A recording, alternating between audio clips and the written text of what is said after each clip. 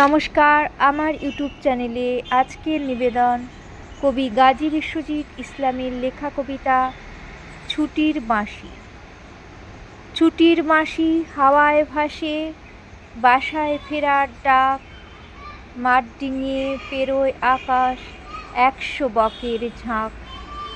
টুকরো মেঘের ওড়না ওড়ে, রোদের খেয়ায় নীল, নদীর আকাশ ডানা মেলে পেরোয় শঙ্খচিল।